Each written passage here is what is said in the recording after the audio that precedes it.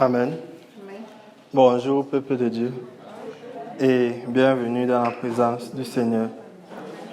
Aujourd'hui, on va faire une petite prière avant de commencer.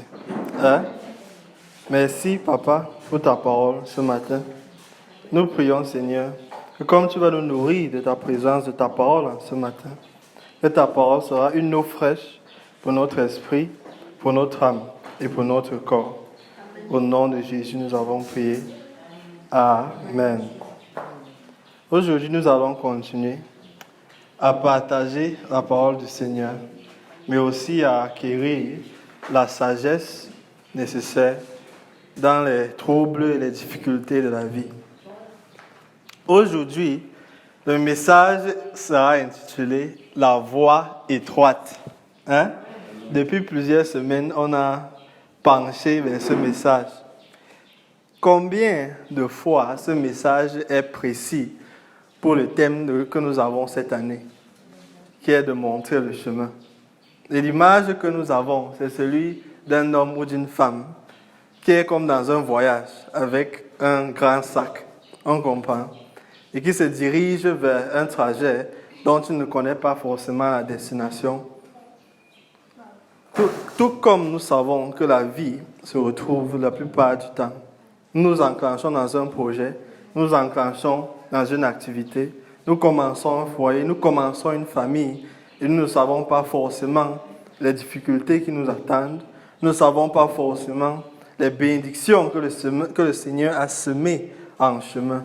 Mais comme toute personne de foi, nous continuons dans notre trajet, nous continuons dans notre voie en sachant que notre Père sera fidèle. Aujourd'hui, nous allons continuer dans le même thème qui est la voie étroite. Étrangement, l'adjectif étroit, c'est très important pour le message d'aujourd'hui. Ce n'est pas forcément une voie facile, ce n'est pas forcément une voie qui est attractive à première vue, mais c'est une voie qui donne beaucoup de bénédictions, qui donne beaucoup de fruits, qui apporte beaucoup de résultats. Aujourd'hui, nous allons commencer notre enseignement dans le livre de Matthieu, à partir du chapitre 7, verset 7, qui dit « Demandez et l'on vous donnera. » Maintenant, on a dit, je vais expliquer comment arpenter cette montagne dont tu ne vois pas le sommet. Comment marcher dans cette route dont tu ne connais pas quelle est la destination. Le premier problème dont on est posé dans cette montagne ou dans ce trajet, c'est à savoir, et sans la foi c'est la base primordiale de ce trajet. C'est la base primordiale de cette montagne. Parce que chance est que les difficultés que tu vas affronter à cause de ta foi seront nouvelles. Parce qu'en tant que pionnier dans ta maison, en tant que pionnier dans ton ménage, en tant que pionnier dans ta société, tu seras amené à affronter les difficultés que forcément personne d'autre n'a encore affrontées ou personne d'autre n'a encore eu le courage de rencontrer. Et notre Seigneur nous dit, au livre de Matthieu, chapitre 7, verset 7, « Demandez et l'on vous donnera, cherchez et vous trouverez, frappez et l'on vous ouvrira. » On continue. Verset 8.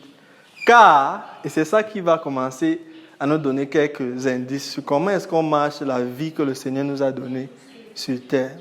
Comment est-ce que nous pouvons récolter les fruits que nous savons que telle est sa volonté.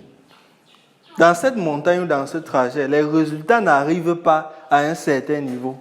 On comprend, non? Ce n'est pas comme si la base de la montagne est sèche et c'est seulement le sommet où la terre est fertile, où les arbres grandissent. On comprend, non? Mais la fertilité, la productivité commence au point zéro.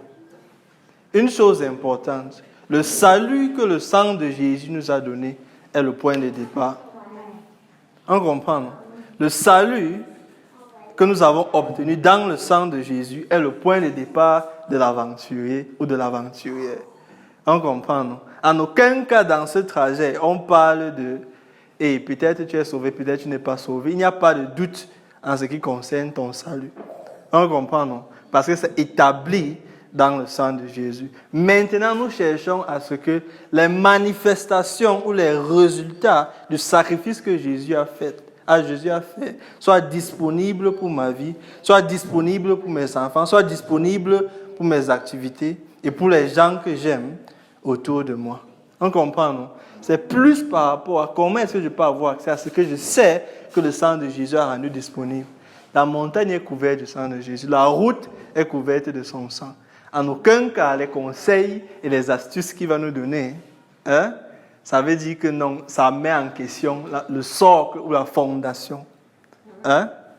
Il dit, quiconque demande reçoit, celui qui cherche trouve, et l'on ouvre à celui qui frappe. À chaque fois, ça inclut la notion de que tu fais la première action et il y a une réaction. On comprend, non? Ça veut dire que le chemin de l'aventurier est rempli de rêves et de projets. Ça veut dire que ton rêve ou ton projet, c'est ton demander. On comprend, non? C'est ton chercher. C'est ton frapper. Et maintenant, la côté du Seigneur, c'est reçoit, c'est trouve et c'est ouvrir. On comprend, non?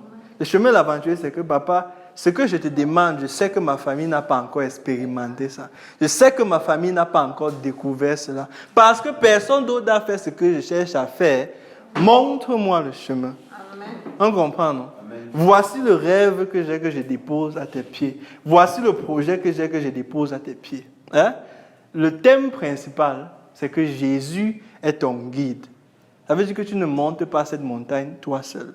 Tu n'enclenches pas ce trajet toi seul. Mais Jésus est ton guide. On continue. Au prochain verset. Verset 9. Toujours chapitre 7. Lequel de vous donnera une pierre à son fils s'il lui demande du pain? Et c'est là où on va s'arrêter pour le chapitre-ci. Mais ce que notre Seigneur ne fait que mettre en exergue, c'est que dans ce trajet, la confiance est fondamentale. C'est-à-dire, cultiver une communication avec ton Père, cultiver une communication avec le Seigneur sera fondamental pour établir la confiance dont tu as besoin, pour surmonter les obstacles que tu vas trouver lorsque tu vas commencer à enclencher la montagne ou lorsque tu vas commencer ton parcours. Mais le Seigneur dit ceci, les résultats commencent au point de départ. On comprend, non? Tu ne pars pas au-devant des adversités, au-devant des difficultés sans paix, sans joie, sans satisfaction. On comprend, non? Paix, joie, satisfaction, c'est un acquis donné dans le sang de Jésus. Et c'est une âme avec laquelle une âme qu'on utilise en tant qu'aventurier et aventurière dans l'aventure de la vie que le Seigneur a préparée pour nous. On comprend jusqu'ici? On est là, flottement sur les détails. Maintenant, on va entrer un peu plus en profondeur. On continue. On va partir dans un autre livre. Le livre d'Ésaïe. On continue. On est toujours encore au livre. Ok. On va expliquer l'adjectif étroit, qui est très important pour nous. Au chapitre 7, verset 13. Toujours le livre de Matthieu. Entrez par la porte étroite, car large est la porte, spacieuse est le chemin qui mène à la perdition. Il y en a beaucoup qui entrent par là. Ce qui nous intéresse ici, c'est la porte étroite. On ne s'intéresse pas à la porte qui est large et que tout le monde entre facilement. Le chemin dont on s'est équipé, le chemin dont le Seigneur nous a équipés, c'est le chemin qui est étroit. On comprend. Et on va savoir quel est ce chemin, qu'est-ce que ce chemin signifie. Parce que pour le moment, c'est beaucoup de paraboles. On comprend, non? Mettons un peu plus, on dit de figure, d'image derrière ça. On continue, verset 14. Mais, étroite est la porte, resserrez le chemin qui mène à la vie. De notre côté, il dit, ok, le chemin qui est étroit, Ne t'inquiète pas parce que c'est étroit. Ne sois pas frustré parce que c'est étroit. Mais ça mène à la vie. Étroit ne veut pas dire que c'est pauvreté, c'est manque, c'est tristesse, c'est peine. On comprend. Ce n'est pas pour ça que le chemin est appelé étroit. Maintenant, pourquoi est-ce que le chemin est appelé étroit? D'un côté, tu as un ensemble de connaissances qui est propre à la société, dont on connaît que c'est comme ça que tu dois vivre pour avoir ou pour obtenir tel projet ou telle récompense. On comprend? On dit que, ok, si le Seigneur dit, et je veux prendre un exemple, le Seigneur dit que le mariage c'est entre l'homme et la femme, mais l'homme dit que c'est trop étroit. On comprend? L'homme dit que c'est trop étroit. Non, essayons homme, essayons femme. Ça mène à la destruction. Étroit, c'est dans la pensée. Étroit, ce n'est pas dehors. On comprend, non? Maintenant, ça c'est un exemple. Le Seigneur peut te dire, ma voie pour te bénir financièrement, c'est à travers la dîme, au travers des offrandes. Mais l'homme dit que non, c'est trop étroit. Pourquoi est-ce que je dois donner ça? Il faut que j'utilise ça pour ici. On comprend, non? C'est ça qu'on appelle élargi, l'autre qu'on appelle étroit. C'est un concept de vie. Maintenant, pourquoi est-ce que les enfants de Dieu sont persécutés? C'est parce qu'on considère que notre dépendance en Jésus est considérée comme un mode de vie étroit dans le monde dans lequel on vit. On comprend, non? C'est ça qu'on appelle la voie étroite. Tout le monde se moque des chrétiens. Pourquoi? Parce qu'on se dit que croire en Jésus, c'est une manière de vivre qui est trop étroite. Mais le Seigneur nous dit que la vie, le chemin qui est étroit mène à la vie. Et le chemin qui est large mène à la perdition. On comprend, non? Il ne fait que dire les choses, mais en parabole et en figure et en image pour nous de comprendre. Beaucoup dans ta marche, en tant qu'aventurier et aventurière, sur les projets et les désirs et les rêves que le Seigneur a mis dans ton cœur, beaucoup vont dire que tu as appris ça, le chemin que tu utilises est étroit. Pourquoi est-ce que tu n'acceptes pas la corruption ici? Pourquoi est-ce que tu ne tords pas un peu tes valeurs ici? On comprend, non? Accepte seulement de sortir du chemin un peu. Parce que le chemin que tu as pris est trop étroit. C'est le chemin dont le Seigneur parle. Le chemin dont il parle, ce n'est pas que le monde part en général vers l'enfer et tout le monde. Non. On comprend, non? C'est un mode de vie que le monde juge être étroit. On dit que non, papa, si je vais entreprendre ou réaliser quoi que ce soit dans ma vie, je vais me fier à toi et l'instruction que tu vas me donner, c'est ce que je vais suivre. L'homme dit que c'est un mode de vie étroit. On dit que non, pourquoi est-ce que je vais seulement me fier aux instructions que Dieu me donne?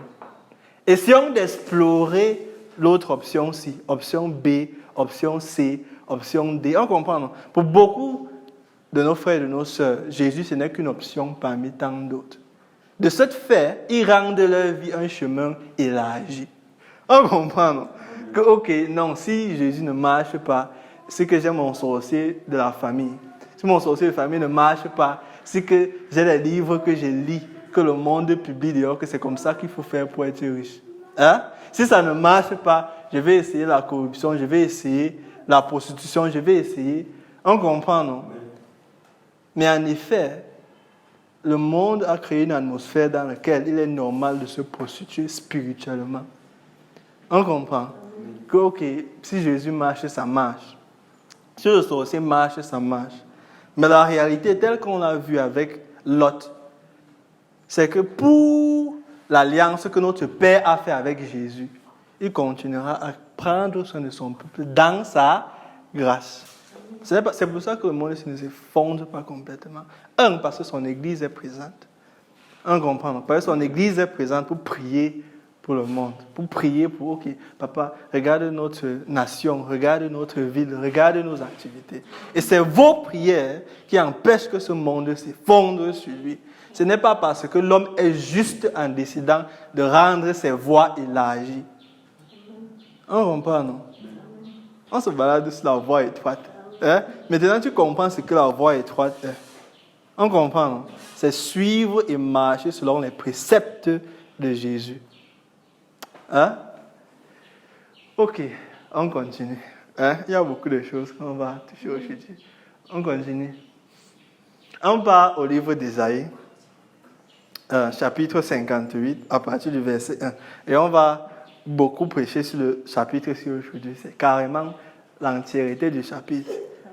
Et c'est là où beaucoup de bonnes choses, on va retirer beaucoup de bonnes choses. Hein? Amen. Le Seigneur va porter la honte à ceux qui considèrent Jésus comme un chemin étroit, entre parenthèses. On comprend, non? Amen. Verset 1, chapitre 58 du livre d'Ésaïe. Crie à plein gosier, ne t'en retiens pas. Et il parle de nous, leaders de l'Église qui prêchons. Hein? Il ne parle pas du peuple, il parle à Ésaïe, le prophète. Hein? Il parle du serviteur. Élève ta voix comme une trompette et annonce à mes peuples ses iniquités et à la maison de Jacob ses péchés. Voici un autre concept qui est important pour nous. Hein? Être conscient de tes péchés est censé te rendre conscient de la grâce de Dieu. On comprend, non? Ce n'est pas quelque chose qui est censé te dire que, ok, maintenant que je sais comment est-ce que je vais me fixer moi-même. Hein? C'est censé te dire que, ok, puisque je ne peux pas, il faut que je me fie à celui qui peut. Mais l'homme veut fixer. Hein? On veut fixer nous-mêmes, on veut se fixer nous-mêmes.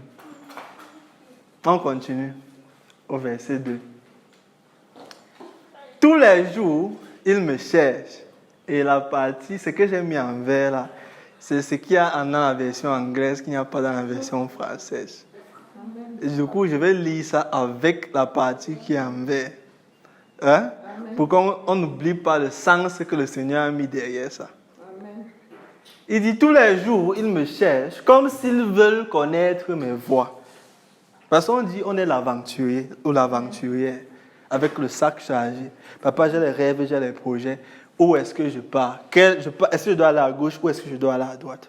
Hein? Et le Seigneur dit, il y a un problème d'apparence, de différence entre ce que je dis et ce que je fais. On comprend, non? Il dit, comme une nation qui aurait pratiqué la justice et n'aurait pas abandonné la loi de son Dieu, il me demande des arrêts de justice, comme si il désire l'approche de Dieu. Deux choses, l'approche de Dieu et l'autre chose, c'est connaître mes voies. Qui veut dire que ça, c'est un objectif qui lui tient à cœur. On comprend, qu'il aimerait que tu saches. Un, c'est voie, qui est ce qu'on va dévoiler aujourd'hui, qui est la voie étroite. Hein? Papa, quelle est la voie qui me permet d'être épanoui, d'être heureux, d'être content, d'être en paix?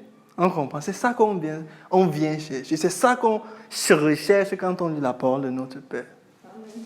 Et une autre chose, c'est s'approcher de lui. Amen. Comme on dit, relation. Chrétienté, ce n'est pas un ensemble de règles. Chrétienté, c'est une relation avec Dieu. On comprend. Chrétienté, c'est une relation avec Dieu. Ce n'est pas un ensemble de règles religieuses. Tu peux avoir toutes les règles religieuses que tu veux dans le monde, mais sans relation avec Dieu, les règles-là sont inutiles. On comprend, non? On continue. Au verset 3. Que nous sert de jeûner? J'ai failli appeler le message ici le jeûne approprié, mais c'est trop compliqué spirituellement pour qu'on comprenne au début. Amen. Il dit, que nous sert de jeûner si tu ne le vois pas? De qui il parle? Qu'est-ce qu'il dit que tu ne vois pas? C'est lui. On comprend. Il dit, à quoi ça te sert de jeûner si tu ne me vois pas? Hein? Il dit, de mortifier notre âme si tu n'y as point d'égard. Et maintenant, il parle de l'ensemble des règles et de la forme religieuse. On comprend. Il dit que, à quoi ça sert de te torturer le corps? Parce qu'on doit comprendre ce que jeûner est. Quand tu te prives de nourriture ou d'eau, c'est comme une manifestation externe d'une dévotion à quelque chose. On comprend? Effectivement, quand tu vois quelqu'un qui traverse la période de jeûne, c'est comme s'il décidait de tout couper pour se dédier à quelque chose. Avec que le jeûne en elle-même, c'est une forme de dédication. C'est une forme de préservation pour Dieu, pour un objectif précis. On comprend. Et beaucoup de gens utilisent ça pour dire que si je jeûne, je vais avoir une réponse accrue à la prière que je lui demande. On comprend, non? Ok, si je jeûne, ça va accélérer le processus. On comprend. Mais il dit que, à quoi ça sert? Parce que quand tu jeûnes, effectivement, tu te présentes devant lui dans cette forme unique de dévotion. On comprend. Et tu lui dis que papa, réponds à ma prière.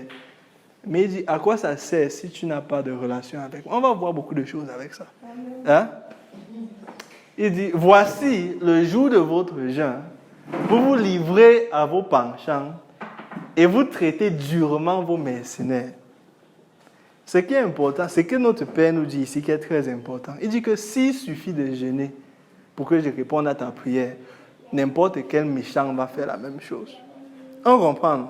Si jeûner, c'est comme une condition que tu mets sur la montre que, hé Seigneur, j'ai jeûné pour 2 jours, j'ai jeûné pour 3 jours, j'ai jeûné pour 1 semaine. Hein? Réponds déjà. C'est que n'importe quel méchant va faire la même chose. C'est que c'est facile. Si c'est la seule chose qu'il faut pour que ta prière soit exaucée, n'importe quel dictateur va se lever le matin et dire qu'on va jeûner ensemble. Que tu jeûnes chez toi, moi aussi je vais jeûner chez moi. Pendant que tu souhaites que ma dictature s'arrête, moi aussi je vais souhaiter que toi tu meurs. On va voir quel jeûne va marcher. On comprend, non? Quand on prend les concepts, les préceptes de Dieu sans compréhension, c'est la folie. On comprend. Il dit que quelqu'un peut avoir, il dit, cependant, il continue à traiter, il continue dans ses penchants, mais à oppresser les gens, à continuer à exercer la méchanceté. Ça veut dire que le mode de vie n'a pas changé. On comprend, non? Même l'humilité de cœur n'est pas là. Mais on pose à Dieu le jeûne comme un contrat que tu dois faire ça. Et effectivement, c'est embrasser la forme religieuse comme Dieu en elle-même. Est-ce qu'on comprend ce qu'il essaie de dire? Amen. Hein? C'est comme si tu dis que le jeûne en lui-même, c'est ce qui répond à ta prière, pas Dieu. Amen. On comprend, non? C'est comme si tu dis que la statue sur laquelle je prie, devant laquelle je prie, en elle-même, c'est la statue-là qui répond à ma prière, pas Dieu. On comprend, non? Et effectivement, le jeûne devient une forme religieuse qui t'empêche d'avoir une relation intime avec lui. On comprend. Mais parce que notre Père comprend que beaucoup d'entre nous ont grandi et ont été éduqués dans la forme là. On comprend. C'est dur qui te détache encore de ça. On comprend. Parce que tu es habitué à la forme là. Que, ok, on m'a dit que le jeûne, ça s'utilise seulement dans ce contexte. Il n'y a pas de relation avec lui. Du coup, tu ne sais même pas quel est l'objectif de la forme. On comprend. C'est pour ça que nous avons beaucoup de nos frères et nos sœurs qui sont tombés amoureux de la forme et non de la personne. C'est comme si quelqu'un tombe amoureux de la photo de la personne et non de la personne. Amen. On comprend. C'est-à-dire que c'est important. Tu commences la relation et la personne voyage. Il dit que je pars à la croix. Je pars mourir pour toi. Et il te laisse sa photo. Le temps qu'il part à la croix, tu dis que ouais, j'aime mon chéri. Et tu as sa photo. Il part, il meurt, il revient à la vie. Jusque-là, tu continues avec la photo. Il est en train de parler devant toi, mais tu continues sur la photo. On comprend, il y a un problème. Il y a un problème de communication. Il y a un problème de compréhension. Il y a un problème de révélation. On comprend, non? Ne tombons pas amoureux de la forme religieuse, mais chérissons une relation personnelle avec Dieu. Parce que beaucoup de prédicateurs, faute de connaître qui Dieu est, ont mis des blocages dans votre esprit qui empêchent Dieu de s'exprimer comme il le voudrait. On comprend, non? Ne prenons pas pour acquis ce que tel prédicateur ou tel autre prédicateur a dit, mais fions-nous à la parole de Dieu. Essayons d'avoir une relation intime avec lui. On comprend, non? Ok. On continue, verset 4. On dit la voie étroite. Hein? Verset 4. Voici, vous gênez pour disputer. Voici, vous gênez pour disputer et vous querellez, pour frapper méchamment du poing. Vous ne gênez pas comme le veut ce jour, pour que votre voix soit entendue en haut. Maintenant, notre Père présente un autre point. Il dit ceci, qu'en même temps, on gêne, en même temps, il y a les manifestations de disputes, de querelles, de bagarres. On comprend. Et il va plus loin, il dit que non, l'objectif, ça devrait être que ta voix soit entendue. Ça veut dire que c'est comme s'il a considéré depuis que le jeûne, c'est comme si tu pars, quelqu'un est parti dans un comptoir ou dans une maison où il y a le portail. Souvent, tu arrives et tu sonnes pour que les gens viennent t'ouvrir la porte. Le jeûne n'était rien d'autre que la sonnerie. Mais on s'est retrouvé à adorer la sonnerie plus que celui qui va venir répondre. On comprend. C'est ça qu'il est en train de dire ici. Que, ok, toi, tu ne regardes même pas ton mode de vie parce que pour toi, ce n'est pas important. Pour toi, c'est un petit détail. On comprend. Mais tu te focalises seulement que, ok, non, c'est la sonnerie qui va répondre à ma prière. Comme si tu appelles Dieu, c'est ton boy. On comprend. La cloche a sonné, il doit venir. Et j'ai dit ceci. Ne laissez pas votre pensée s'égarer. On est sur le sang de Jésus. On est sur le sang de Jésus. J'ai dit que ton salut n'est pas parti. Amen. On comprend, non? Amen. Ne prends pas sa sagesse et ça devient autre chose. Hein? Amen. Ok. On continue. Au verset 5.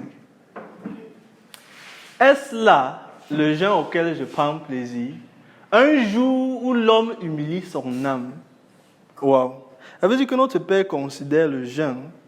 On dit, ok, c'est une forme de dévotion. C'est une forme extérieure que quelqu'un peut dire qu'effectivement, tu t'es détaché de beaucoup de choses pour dire que je vais me concentrer sur une chose. Et quand on considère le chemin étroit, c'est la même chose. On comprend, non? C'est que je détache de beaucoup de distractions pour dire que papa, je vais me concentrer sur toi. C'est toi qui me dis si je dois aller à gauche ou si je dois aller à droite. On comprend, non? Et en fonction de tes instructions, je veux savoir ce qu'il me faut faire. Hein? Il dit, un moment où l'homme humilie son âme. Et à ce moment-là, à l'époque de la culture juive, lorsqu'il jeûnait, c'était une forme de repentance. Ça veut dire que, Seigneur, je ne savais pas ce que je faisais avant. Je ne savais même pas à quoi je croyais. Hein? Mais si quelqu'un garde la colère, la rancœur, la haine, lorsqu'il jeûne, c'est qu'effectivement, il ne comprend pas l'objectif du jeûne. On comprend. C'était un moment que tu te rends compte que j'ai marché loin de ce que je pensais qu'il était. On comprend. Et je te dis que, ok, papa, maintenant, je pense que j'étais sourd avant. Maintenant, je suis revenu vers toi. Hein? Ok. Il dit, courber la tête. On dit courber la tête comme un jonc et se couche sur le sac et la cendre. Est-ce là ce que tu appelleras un jeûne? Un jour agréable à l'Éternel. Jusqu'à présent, on pense que c'est le jeûne, mais ce n'est pas le jeûne. Le thème principal ici, ce n'est pas le jeûne. Hein? Parce qu'il va nous expliquer ce que son jeûne est. Parce qu'on pense que le jeûne, c'est abstinence de nourriture et d'eau. Mais il dit qu'il a vu que ce système n'est pas bon. Il l'a rejeté. Parce que n'importe qui faisait n'importe quoi avec. On comprend, non? Il dit, on continue, au verset 6.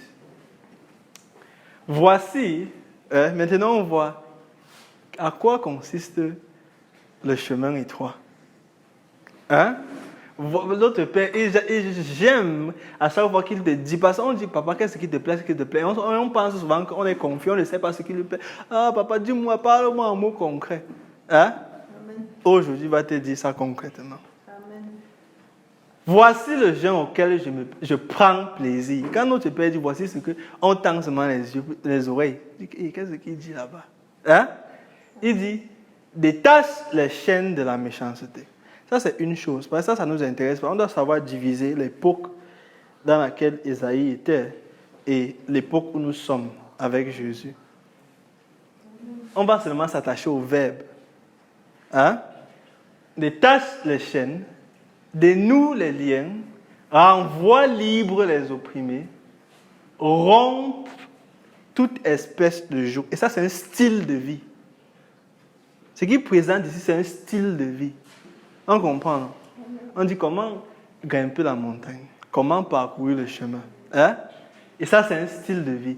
Les chaînes dont il parle, ce sont les chaînes dont tu étais esclave dans la loi.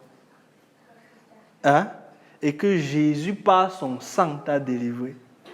Savons-nous qu'il est possible que, en tant que frère et sœur, le Seigneur te révèle dans le sang de Jésus que tu es libre.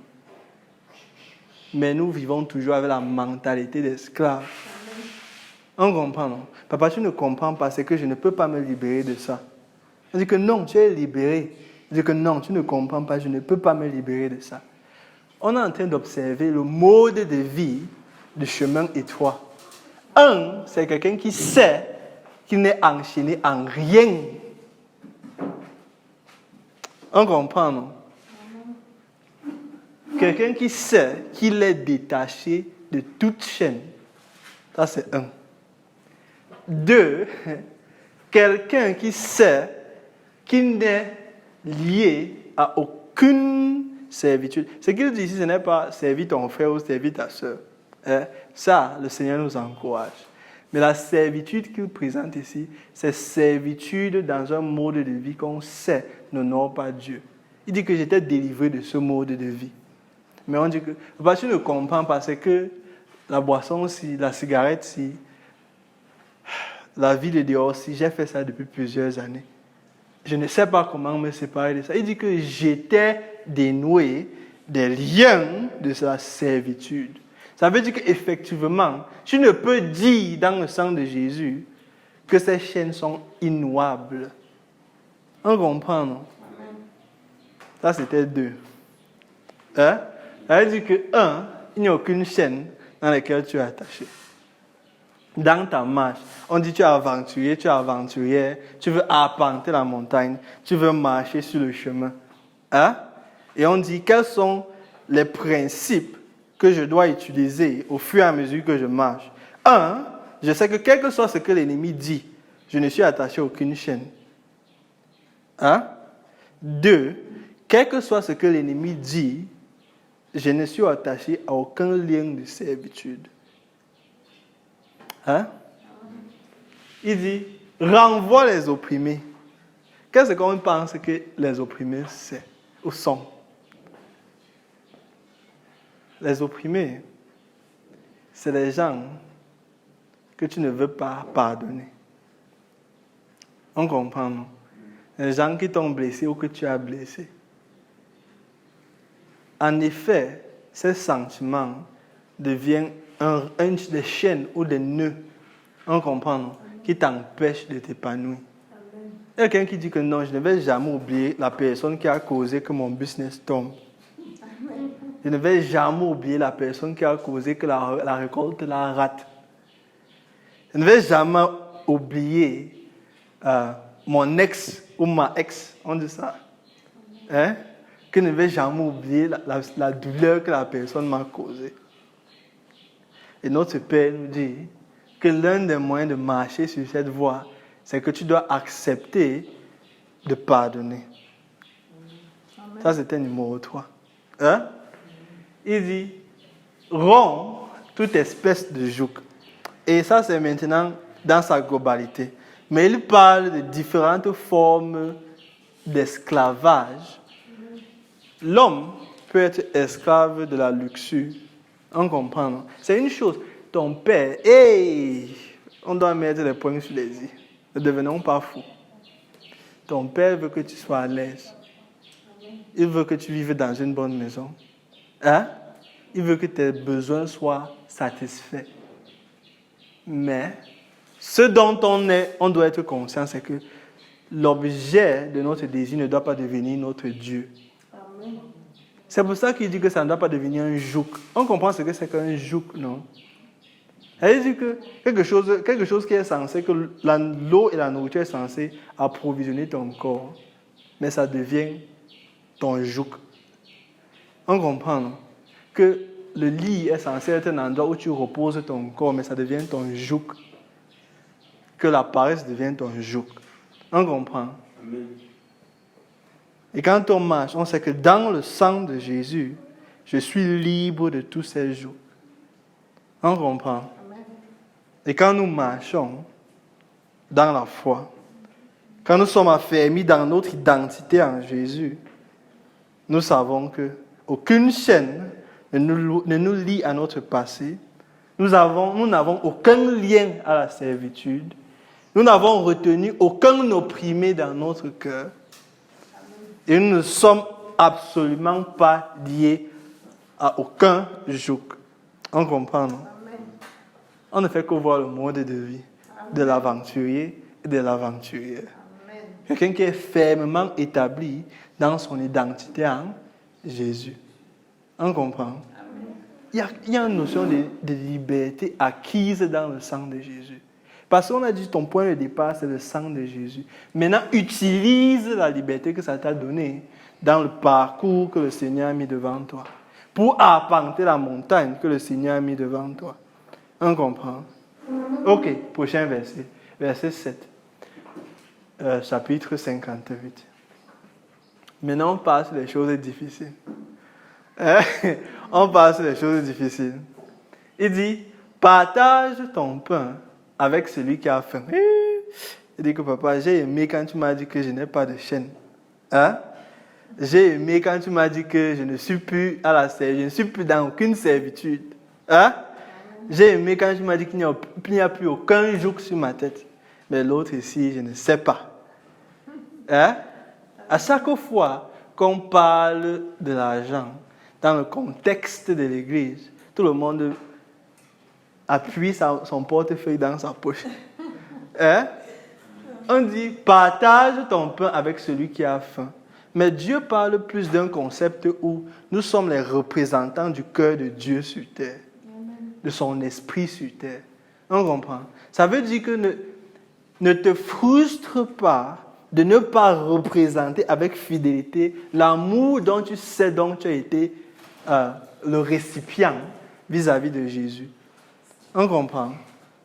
Elle dit que aussi bien que notre Seigneur est libre dans la manière dont il t'aime, hein, tu dois aussi trouver dans cet amour la liberté d'aimer d'autres personnes. Ça, c'est le mode de vie de l'aventurier et de l'aventurière. Hein? Ok.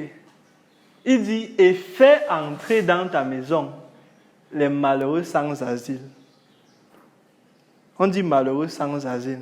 On ne dit pas celui qui veut faire semblant. Hein? Celui qui veut seulement profiter et abuser du peuple de Dieu. Mais on dit réellement du malheureux sans asile. Nous savons que nous avons nos frères qui sont dans les régions de Bamenda, qui ont subi les périodes de guerre, et que beaucoup ont été délogés et se sont retrouvés sans abri. Notre Père dit l'Église, le rôle de l'Église, c'est d'avoir un cœur pour ces gens-là. On comprend, non?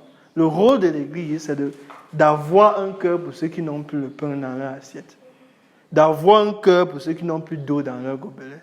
Il dit, comment est-ce que tu dis, fais partie de la grâce, et j'ai mes enfants ici qui ont perdu leur maison, et tu n'as pas de cœur envers eux. Si ce n'est les aider physiquement, même la prière, il n'y a pas de prière envers eux. Même participation, même mot d'encouragement, il n'y en a pas. Mais ça, c'est le mode de vie de l'aventurier. C'est le mode de vie de celui qui pleinement récolte les fruits du sang de Jésus. On comprend? Et on continue. On dit, si tu vois un homme nu, couvre-le. Et ne te détourne pas de ton semblable. Et on ne sait pas comment et à quel point cela se manifeste dans la société sous plusieurs aspects. Aujourd'hui, on nous a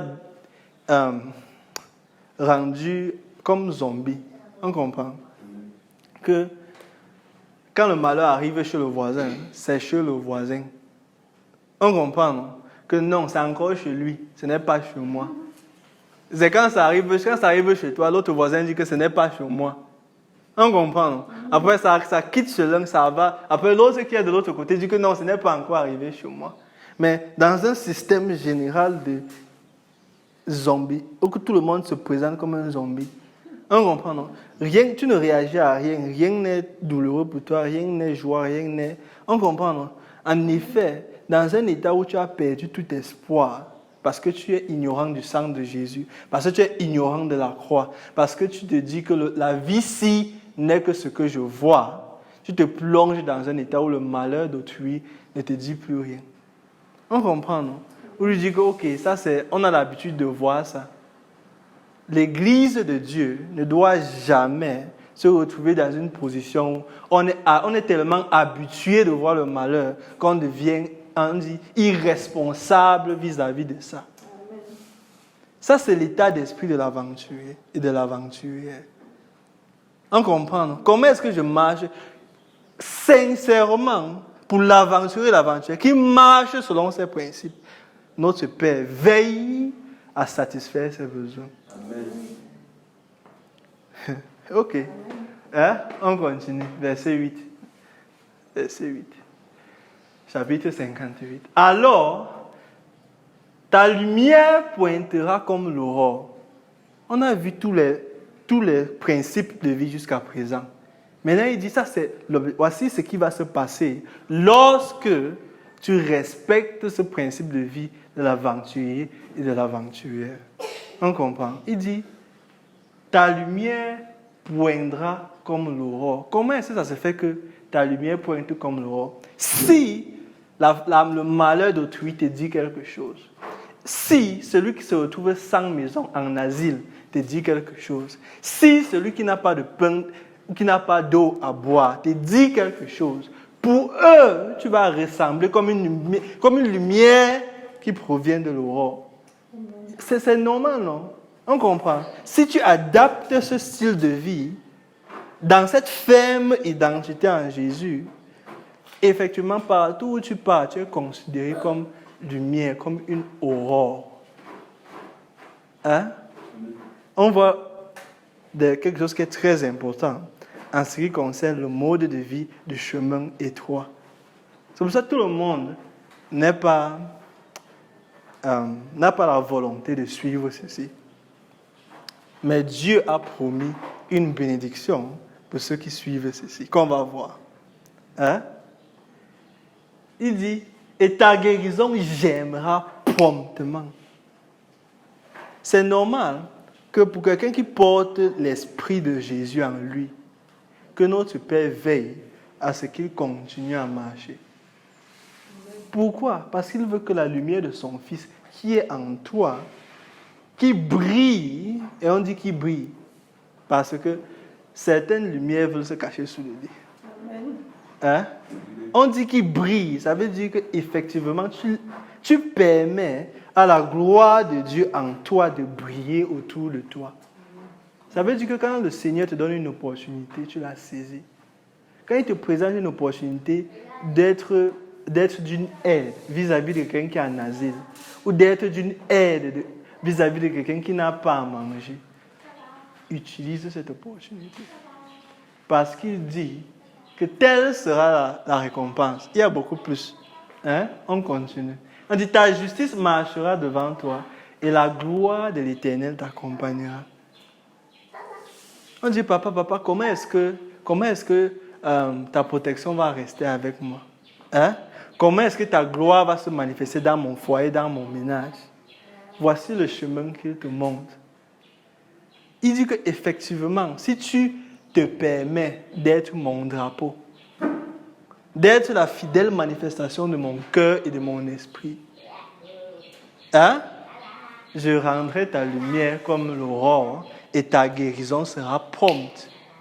C'est-à-dire qu'à chaque fois que tu dis que papa, j'ai un problème avec mon dos, j'ai un problème avec mon genou, j'ai un problème avec mon foie, on comprend, non?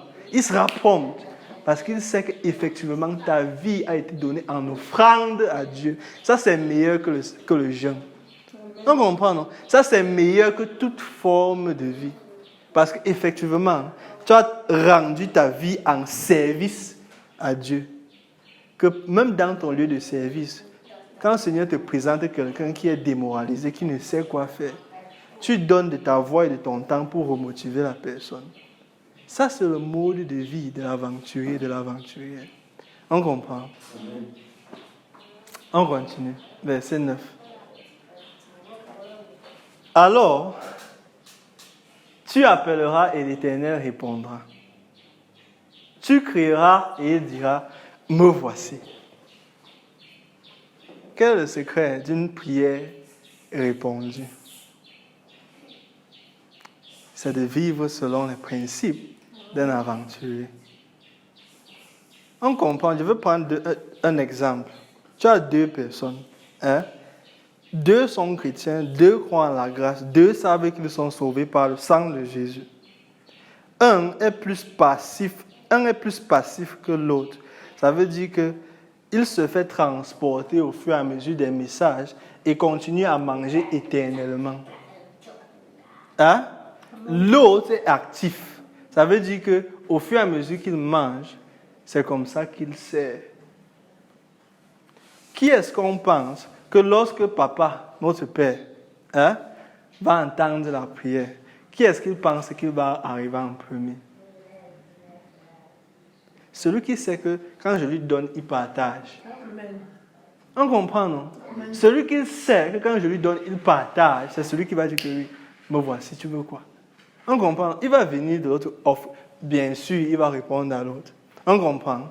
Mais celui qui sait qu'il partage, c'est lui qui va aller regarder en premier. On comprend, non? Cultivons cet esprit, cultivons ce mode de vie. On comprend, non? C'est ce mode de vie qui est le chemin étroit. Ok? Il dit, si tu éloignes du milieu de toi le joug, le geste méchant et les discours injurieux. On continue au prochain verset. Verset 10. Si tu donnes ta propre substance, waouh!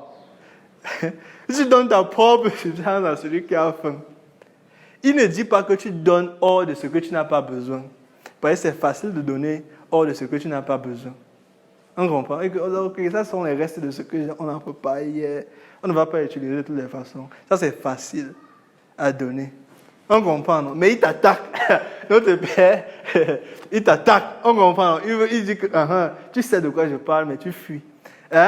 Il dit, si tu donnes ta propre substance. On se rappelle de la femme qui avait donné ses 25, ses petites pièces à la dîme et aux offrandes. Tout le monde dit que la femme elle a donné une petite pièce. La différence avec la femme et les autres, c'est qu'elle a donné du peu qu'elle avait. Effectivement, c'est ça qu'on appelle donner de ta propre substance. On comprend? Elle n'a pas considéré que non, je dois préserver ma substance parce que si je perds ça, je vais mourir. Mais elle a considéré que certainement mon père saura être fidèle. On comprend l'attitude de la femme qui était à l'église. Lorsque notre Seigneur l'a trouvé. Il dit, si tu donnes ta propre substance à celui qui a faim, ça c'est 1. Mais 2, si tu rassasies l'homme indigent, stop. La première partie, c'est ta propre substance à celui qui a faim. Faim, c'est le ventre, c'est le corps. Amen. Ne croyons pas que la prochaine phrase, c'est la même chose. Il dit rassasier l'âme, ce n'est pas ton corps. Ça veut dire que ce n'est pas la nourriture, que tu ne donnes pas la nourriture physique à l'âme. Amen. Qu'est-ce que tu donnes à l'âme d'autrui? C'est la parole de Dieu. Ça veut dire que, quelqu'un que lorsque son frère a faim, il a le courage de partager ce qu'il a. Mais 2, quand son âme est affaissée, il lui donne la parole de Dieu pour le motiver. On comprend, non? Ça veut dire que tu nourris les gens de 2 façons, extérieurement et intérieurement. Comment saurions-nous dire que nous avons été bénéficiaires de la grâce de Dieu, de l'amour de Dieu, si nous ne savons pas comment manifester cela autour de nous? On comprend, non? Il dit que, oui, c'est toi qui crois à la grâce. Il dit que oui, mais je ne vois pas la différence entre toi et celui qui croit à la loi. On comprend, non? Parce que vous deux, il y a quelqu'un qui est assis au milieu de la femme, et les deux ne le regardent pas. On comprend, non? Il y a quelqu'un qui est assis au milieu et il est triste, et les deux ne le regardent pas. On comprend? Il y a quelqu'un qui est en asile au milieu et les deux ne le regardent pas. Il dit effectivement, il n'y a pas de différence. Comment est-ce que la gloire de Dieu pourrait se manifester dans ce contexte? On comprend, non? Nous voulons le 100%. Et je suis en train de nous pousser vers le 100%. Hein? Vers le mode de vie qui nous donne le 100%. On comprend? Amen. Ok. Il dit, si tu rassasies l'âme indigente, ta lumière se lèvera sur l'obscurité. Vaincre l'ennemi, ce n'est pas seulement une histoire de confession, mais de mode de vie. Amen. On comprend, non? Notre Père dit, effectivement, celui qui vit, qui représente mon cœur et mon esprit, n'a pas à avoir peur du sorcier. Il n'a pas à avoir peur de ce que l'ennemi fait. On comprend? Parce qu'effectivement, ma présence avec toi, parce qu'une des bénédictions qu'on a vues au départ, c'est que la gloire de l'Éternel te suit. Si la gloire de l'Éternel te suit, quel ennemi peut venir contre toi? On comprend? Maintenant, parce que tu représentes son esprit, tu représentes son cœur, partout où tu marches, tu n'as pas quand quelqu'un te menace, que tu sais que je vais prendre ton métier, je veux faire que ton champ ne marche pas. Je veux faire que tes enfants restent dehors. Tu n'as pas à avoir peur parce que tu sais que tu entretiens une relation avec Dieu. Parce que tu sais que tu es en train de travailler avec ton Père sur un projet qui est plus grand que toi. On comprend, non? Le projet de venir ici, de préparer les messages pour prêcher chaque vendredi, mercredi ou dimanche, c'est plus grand que nous-mêmes. On comprend, non? Ce n'est pas un truc que tu vas prendre et dire que c'est ta conception. Mais ça, c'est le travail que Dieu est en train de faire parmi nous. Effectivement, tu rends ta personne disponible à Dieu pour son service. On comprend, non? Et par là, il veille à ce que tu sois pourvu. On comprend? Il dit, et tes ténèbres seront comme le midi. Waouh! Notre Père dit ceci. Tes ténèbres seront comme midi. On a oublié Source of Grace Church. Hein? On a oublié que quand notre Père parle comme ça, on dit Amen. Amen. Hein? Prends pour toi. Il ne fait que parler depuis le début. Hein? On regarde que papa. Oui, ça c'est un bon point. On comprend, non? Tu dis Amen. Amen. Tu prends pour toi sur ça. On comprend, non? Amen. Qui ne veut pas que sa lumière se lève sur l'obscurité? Amen. On comprend, non? Qui ne veut pas que ses ténèbres sont comme... Effectivement, quand il te dit que tes ténèbres sont comme le midi, ça veut dire que tu n'as pas de ténèbres. Amen. Ça veut dire que lorsque les personnes s'attendent que la saison que tu traverses soit le plus bas de ta vie, c'est le plus haut. Amen. C'est ça qu'il appelle que tes ténèbres sont comme le midi. Ça veut dire que ce que l'ennemi utilise en pensant que ça c'est ta destruction, ça devient le témoignage de la manifestation de Dieu. Amen. On comprend? C'est ça qu'il dit, et tes ténèbres seront comme le midi. Ça veut dire que tu ne connais pas de défaite. Amen. Parce que toute chose, bonne ou mauvaise, apporte une gloire, apporte une manifestation, apporte une provision de notre Père. On comprend? Ok, on continue. Il nous reste quelques versets. Verset 11. L'Éternel sera toujours ton guide. Évidemment, parce que le parcours que tu as appris, personne n'a appris ça dans ta famille auparavant. Amen. Personne n'a pris le parcours là auparavant. Du coup, il dit, je serai ton guide. Amen. Tu n'as pas à te soucier de à quel moment il faut tourner à gauche ou à droite. On comprend, non? Je vais apporter l'opportunité et je vais te dire où partir. On comprend, non? Mais ce que j'ai mis sur ton plan maintenant, occupe-toi de ça.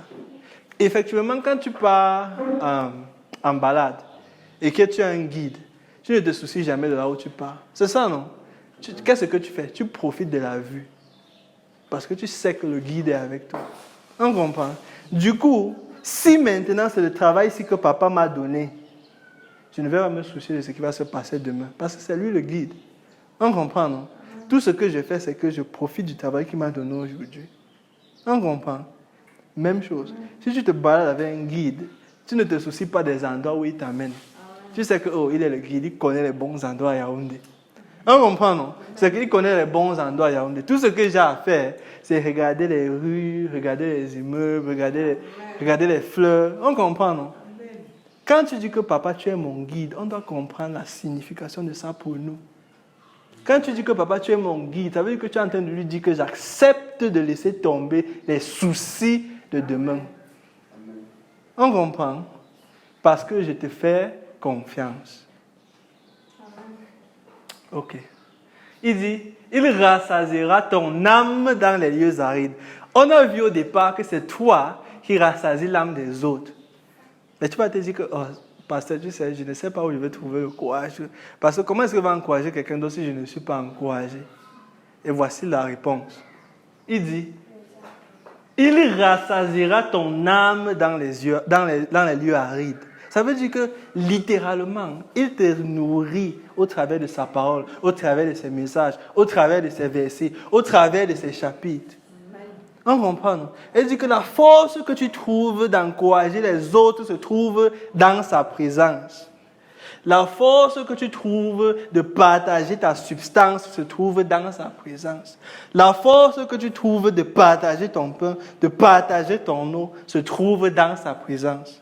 Ne dis pas que papa, où est-ce que je vais trouver la force de partager mon eau ou mon repas?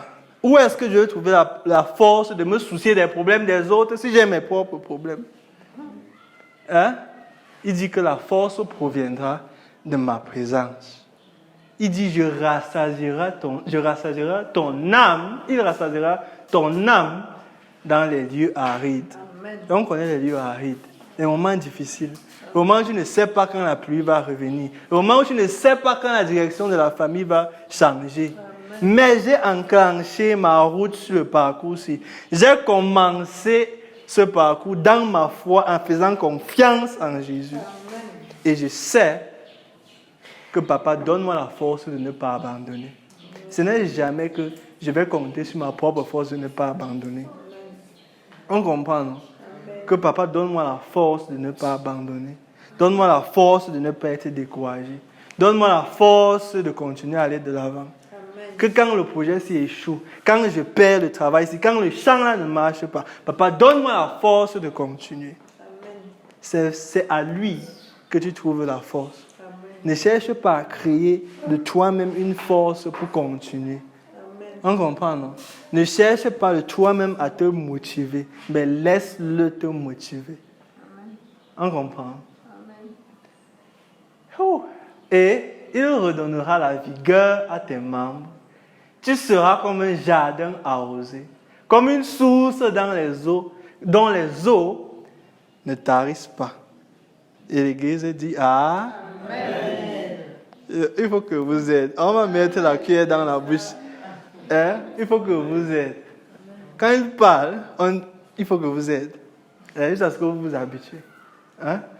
Il dit, l'Éternel sera toujours ton guide. Il rassasiera ton âme dans les lieux arides. Et il redonnera de la vigueur à tes membres. On se rappelle que généralement, il est de coutume que quand on dit que quand tu grandis, on dit que non, tes membres ne fonctionnent plus comme avant. Il écrase ça avec ça. Amen. On comprend. Amen. Il dit que tu es mon enfant, tu portes mon esprit, tu portes mon cœur. Amen. Il dit, il redonnera la vigueur à tes membres. Amen. Tu n'as pas à t'asseoir dans la ligne des gens qui disent que la vieillesse va venir me trouver, mon corps va se fatiguer, je vais mourir. Amen. Cette ligne-là n'est pas pour toi. Amen. On comprend. Il dit que je redonnerai la vigueur à tes membres. Amen. Tu n'as pas à t'asseoir et dire que c'est vrai que quand tu arrives à tel âge, telle chose t'arrive. Non. Amen. Tu n'as pas accepté ça comme une condition. Amen. On comprend, non? Amen. Ça, c'est les bénéfices du sang de Jésus sur lequel tu marches. Amen. Hein? Et c'est ce qui est acquis dans le trajet que tu as choisi. Amen. Dans le trajet que tu as choisi, santé est acquise. Ça ne veut pas dire que quand tu tousses, tu dis que papa, ça veut dire que. Tu dis que tu confesses. Quand l'ennemi attaque, tu confesses la parole de Dieu. Amen. On comprend. Ne serons pas, oh non, parce que les choses ont commencé différemment. Tu dis que tu doutes le rêve ou l'ambition qu'il a mis dans ton cœur. Amen. Je ne sais pas. Papa, j'ai essayé. Tu m'as dit que je devais devenir un artiste, mais je suis parti là-bas, il n'y avait personne pour m'écouter chanter. Papa, je ne sais pas si c'est pour moi. Et tu rentres à la maison, tu laisses tomber l'écriture, tu laisses tomber le dessin, tu laisses tomber les rêves de ton enfance. Parce que je te dis que ce n'est pas pour toi. On comprend, non? Amen. Que non. Papa, c'est trop dur. Hein? Amen. Pendant que tout au long, il dit que c'est moi la force dont tu as besoin. Amen. Amen. Ok, on continue. Il y a encore un verset, non? Un verset. Hein? Il dit, les tiens rebâtiront sur d'anciennes ruines. Amen. Regardez le résultat du mode de vie que le monde pense est étroit. On comprend? Amen. Il dit, les tiens rebâtiront sur d'anciennes ruines. Ça veut dire qu'il y a certaines zones de ta famille que ce sont les ruines. Amen. Il dit que vous rebâtirez sur les ruines. Amen. On commence à comprendre. Hein? On commence à dire Amen. On commence à comprendre. On dit, tu relèveras des fondements antiques. Ça veut dire qu'il y a des projets dans ta famille, il y a des choses dans ta famille qu'on a oubliées depuis les années. Amen. Qu'on ne va plus, on ne peut plus faire ça. On ne peut plus jamais faire ça. Hein? Il dit que tu relèveras les fondations. Amen. On comprend. Non? Et on continue. Il y a encore. Hein? On dit, on t'appellera réparateur de brèches. Ça veut dire que partout où il y a les brèches, on dit que on doit savoir où mango Noël. Hein? On doit savoir où telle personne. On dit que oui, quand la personne c'est un réparateur de brèches. Amen. Hein? Que partout la personne, on ne sait pas, l'esprit de Dieu est là, le cœur de Dieu est là. Quand la personne c'est là, les brèches se comblent. Amen. Ouh. Amen. Hein? Ok. On dit, celui qui restaure les chemins. Elle dit qu'il y a les opportunités dans ta famille qui ont été brisées, mises de côté, que plus personne ne peut passer par là. Amen. Il dit que tu vas restaurer les chemins. On continue. Et le plus beau de tous, qui rend le pays habitable. Waouh! Combien de fois nous avons dit, oh papa, l'atmosphère dans ma famille n'est pas habitable. Amen. L'atmosphère dans notre pays n'est pas habitable. Amen. Il dit que tu fais partie de la solution. Amen. On comprend, non? Tes prières font une différence. Amen. Tes prières font une différence. Amen. Le fait que les gens disaient que ta famille n'est pas habitable, c'est du passé. Amen. On comprend. Dans le sang de Jésus, tu sais aujourd'hui que tu rends le pays habitable. C'était le dernier verset. Il nous reste un verset. Ok. On continue. On dit, si tu retiens ton pied pendant le sabbat. Ok. Il nous donne une autre astuce. Hein? Il nous donne une autre astuce. Le sabbat, c'est quoi? C'est le temps que tu réserves à Dieu pour ne pas travailler. Et pour ceux qui ne font pas partie des leaders, c'est le dimanche. On comprend, non? C'est le jour où tu viens pour écouter la parole de Dieu, pour le louer, pour l'adorer. C'est ça qu'ils appellent le sabbat. On comprend. Jour que notre Seigneur a imposé à son peuple. Et qu'aujourd'hui, on dit que si tu ne dors pas, c'est une bénédiction. Folie. Même Dieu s'est reposé de son œuvre. On comprend, non? Mais le monde transforme ça comme s'il y a une gloire à ne pas trouver le sommeil. Il dit, si tu retiens ton pied pendant le sabbat, et on dit, c'est que si tu honores le dimanche, pour ne pas faire ta volonté à mon saint jour. Pourquoi? Parce que le Père sait qu'il y a les gens que le dimanche, ils ont à faire leur plan. C'est ça qu'il dit, tu retiens ton pied. On comprend, non? C'est ça qu'il dit que si tu retiens ton pied, 1. 2, il dit, ne pas faire ta volonté, que même si tu ne pars pas à l'église, que tu es à la maison, tu dis, je reste à la maison. On comprend, non? Que non, je ne pars pas, je reste à la maison. Amen.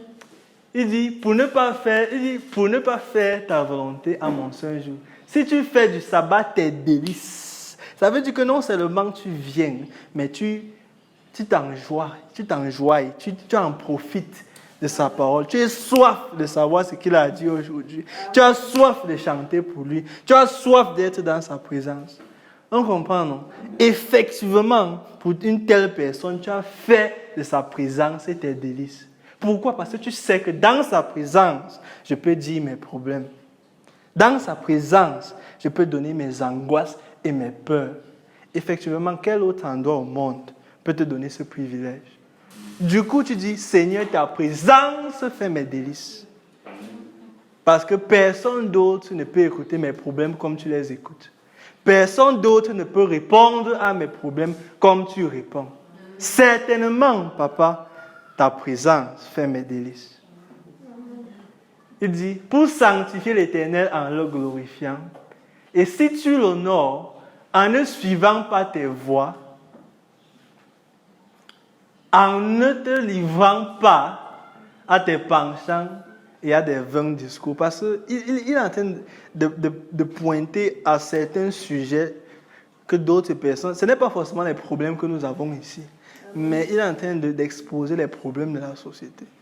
Parce que certains vont te donner un discours de A à Z. Pourquoi est-ce qu'il ne peut pas, pourquoi est-ce que c'est inutile de respecter le sabbat? Pourquoi est-ce que c'est inutile de respecter le dimanche? On comprend, ils vont te donner un discours de A à Z, que voici pourquoi est-ce que tu ne peux pas. Il dit que non, sans te livrer à des vains discours, sans te livrer, sans poursuivre tes propres voies. On comprend. Il dit que ok, voici l'aventurier. L'aventurier ne blague pas avec son dimanche. Amen. L'aventurier ne blague pas avec le temps qu'il a avec Dieu. Parce qu'il sait que dans sa présence, il y en sort beaucoup de choses pour lui-même. Hein? Ok. Wow. On a tiré ça aujourd'hui. Hein? Il dit, et si tu l'honores en le suivant, on continue. Dernier verset, non, verset 14. Alors, tu mettras ton plaisir en l'Éternel, et je te ferai monter sur les hauteurs du pays. Je te ferai jouir de l'héritage de Jacob. Et c'est ça qu'on cherche. C'est ça que le monde cherche. L'héritage de Jacob. L'héritage d'Abraham. On dit que papa, où est passée la promesse que tu as faite à Abraham? Où est passée la promesse que tu as faite à Jacob? Car la bouche de l'Éternel a parlé. Amen. Amen.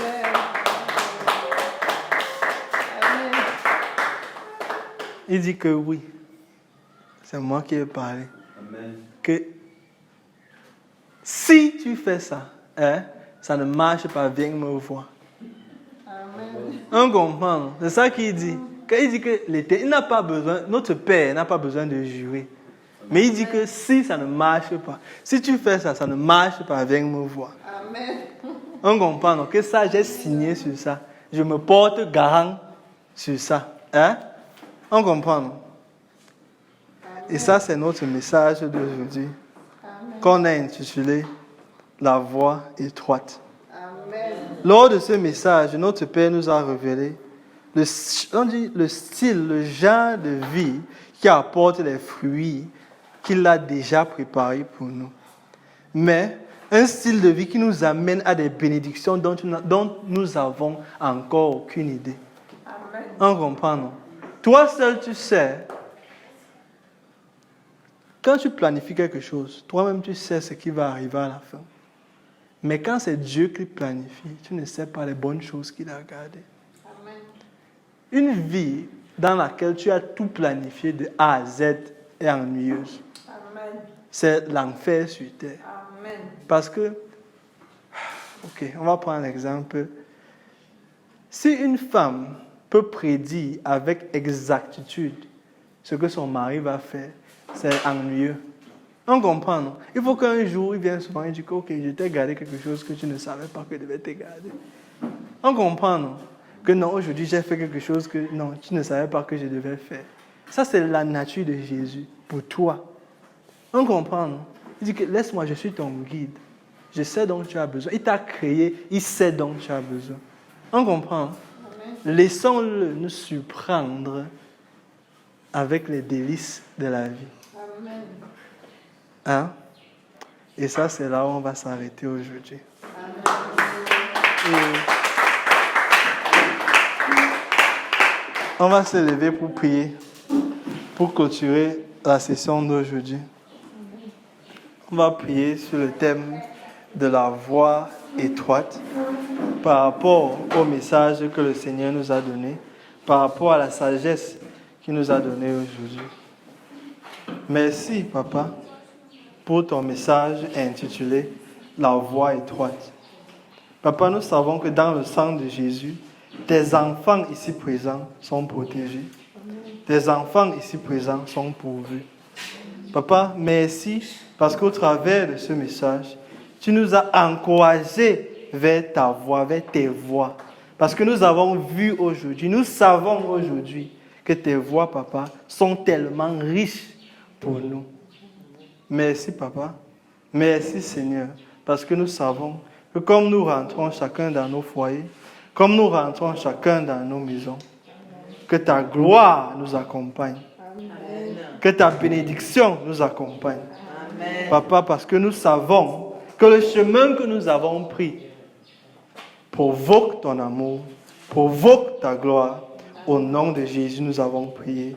Amen.